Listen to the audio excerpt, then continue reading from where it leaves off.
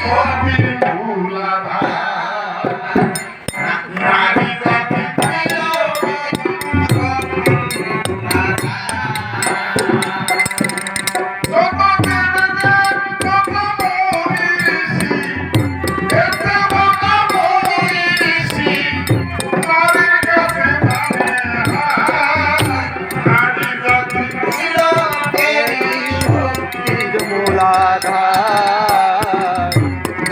জাতি লোকেরি শক্তির মূলাধার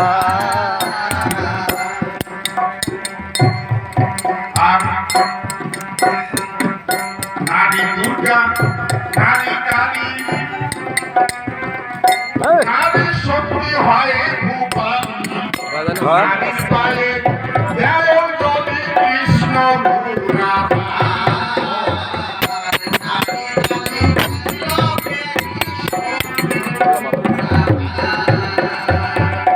নারী দুর্গা নারী কালী নারী শক্তি হয় ভূপালী নারী পায়ে দেও যদি কৃষ্ণ গুরুরা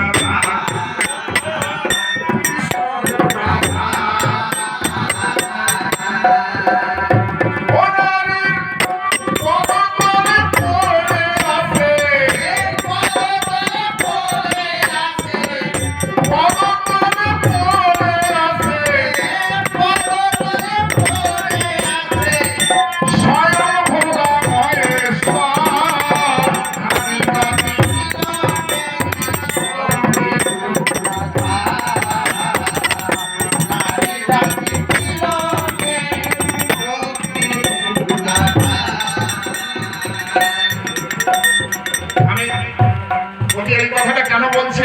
সত্য যুগে যেদিন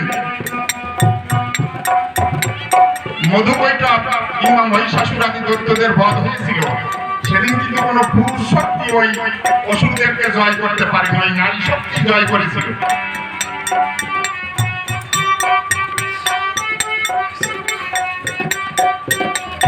তাই কবি বলছে, নারীর বিরহে নারীর মিলনে নর কবি পেল প্রাণ, যত কথা তার হইল কবিতা শব্দ হইল গান। তাজমহলের পাষাণ দেখেছ দেখনি তো তার প্রাণ, অন্তরে তার মমতাজ নারী বাহিরেতে শাহজাহান। ভেবেছ নর নারী শুধু মিটাই কামের ক্ষুধা, তুমি যদি দিতে প্রেমের অর্ঘ তোমারও দিত সুধা।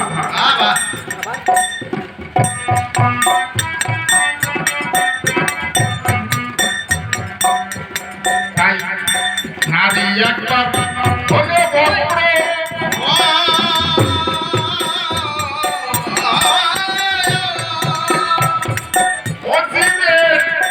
মাথায় করে কালের চক্র, চক্রধারী চক্র বোঝা বড় ভাব।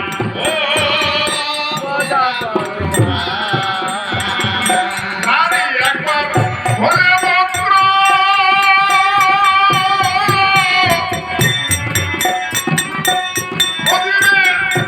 মাথায় করে কালের চক্র, চক্রধারী পক্ষে চক্র বোঝা বড় ভাব।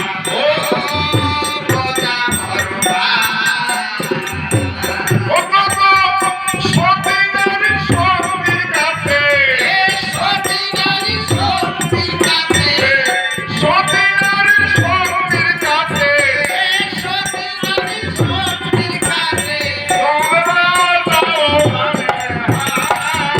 নারী জাতি তিলকেরই শক্তি।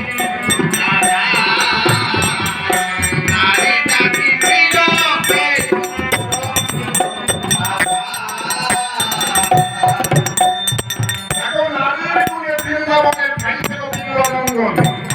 চিন্তামণি করে বিল্লমঙ্গল বৃন্দাবনের ঠাই ছিল না? চিন্তামণি বিল্লমঙ্গল বলা শুনছেন? তাই বলছে নারীর গুণে বৃন্দাবনের ঠাই ছিল বিল্লমঙ্গল, নারীর একাকে হো জয় দেবে মঙ্গল। যিনি কি কবিতা লিখছেন? ভক্ত কবি সরকার লক্ষণ মম শির শ্রীমণ্ডলম এই পদ পল্লব মুদান। এই শব্দ কে লিখছেন? ওই ভক্ত কবি কৃষ্ণ তুলিকা ধরে সহস্তে ওই শব্দকে পরিপূর্ণ করে দিয়েছে। ভক্ত কবি লিখছেন সরকার লক্ষণ না এইটা কি তুমি বন্ধ করে দিয়েছেন যে এই কত বঙ্গবন্ধুরা শ্রীকৃষ্ণের মাথা কি করে ওই রাধারানীর পায়ে উঠে যেতে ওই অর্থ নিজে থাকছেন না তাই বলে নারীর বৃন্দাবনে ঠাই হলো বিল্লমঙ্গল নারীর এটাকে হলো জয়গণের মঙ্গল আর আপনারা চৈতন্য লীলায় বৃন্দাবন দাস ঠাকুরের চৈতন্য ভাগবত করেছেন না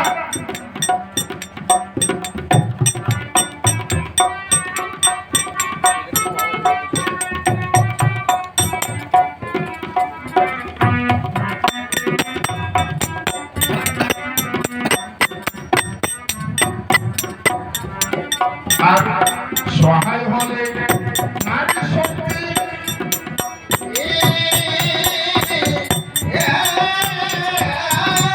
এই ভবরোগে পাবে মুক্তি এতে রাধা কৃষ্ণ ভক্তি শক্তি মূলাধার ও শক্তি মূলাধার সহায় হলে নারী শক্তি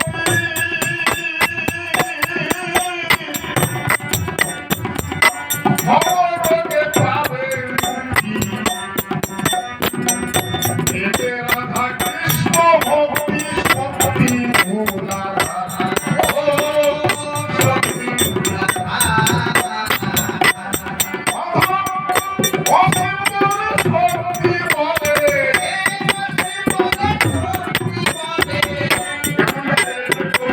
বলে শক্তি বলে চতুর্থার পর ধারে কুণ্ডলিনী সত্যাকারে জীবাত্মাকে বন্দী করে ভূতত্ব মন্ত্রান্তে কুণ্ডলিনী চাকরিতে সর্বত্র সরস্বতীতে ক্রমে ক্রমে আরোহণ সবার সবিস্তার করতে চন্দ্র ধারে চন্দ্রাতে নারী তন্ত্র মন্ত্রে রাধাকুণ্ড সুমন এই পদ্মনা হতে সম্পূর্ণ ভাবে দেখতে পাঠ্যমতে ভাবে আপনার নিজেকে মহান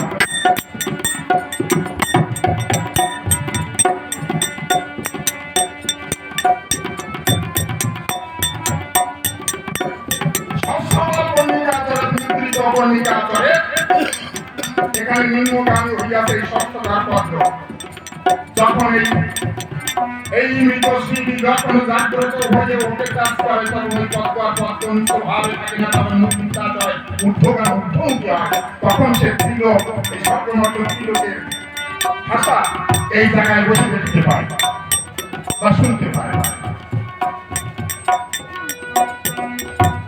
তাই অভাব অসীম শক্তি বলে অসীম শক্তি বলে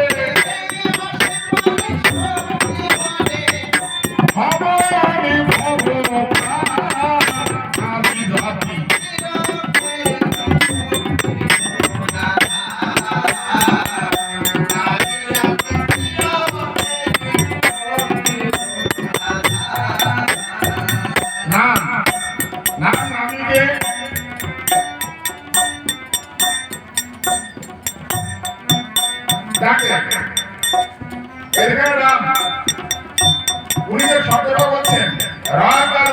উচ্চারণ করা মাত্র যত পাপ আছে এই জীবের সেই সমস্ত পাপ বহির্গত হয়ে যায় এবং মহাকার যখন উচ্চারণ করে সেই মহাকার উচ্চারণ করলে এই যে মনের দরজা এই যে শব্দদ্বার বন্ধ হয়ে যায় সেখান থেকে পাপটা আবার ভিতরে প্রবেশ করা বন্ধ হয় এই নামের ভিতরে দাঁড়িয়ে আছে রাখেন কেন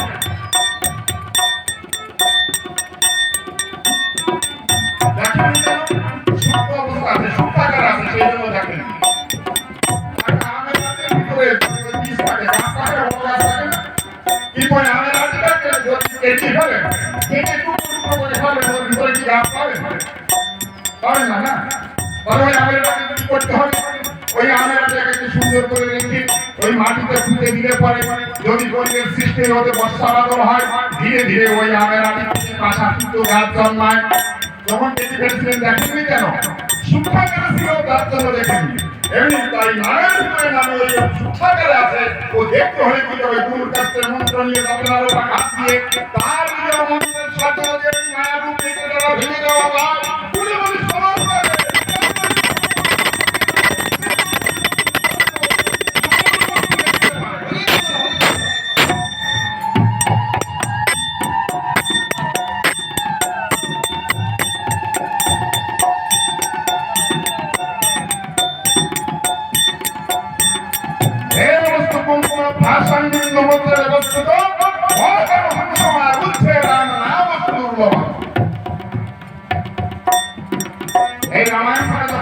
করেছেন মহামণি বাল্মীকি। উনি প্রথম শব্দ কি লিখেছিলেন? শ্লোকের উৎপত্তি কোথা থেকে হলো? আমরা শ্লোক বলি না, একটা ছন্দকে শ্লোক বলি তো। এই প্রথম শ্লোকটি রামায়ণের প্রথম শ্লোক। মহামণি বাল্মীকি ধ্যানস্থলে বসে আছেন, হঠাৎ করে ওনার সামনে একটা করঞ্চি নামের পাখি তীরবৃত্ত অবস্থায় ছটফট করে ওনার সামনে মারা যায়।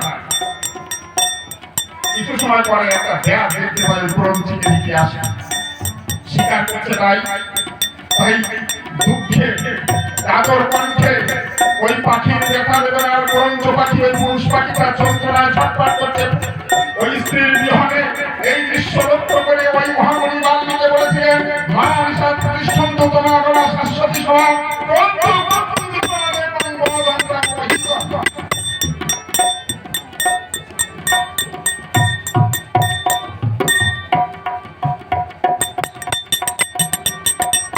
এই হলো রামায়ণের প্রথম শ্লোক।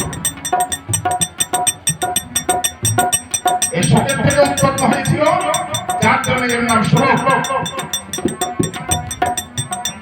যাই হোক,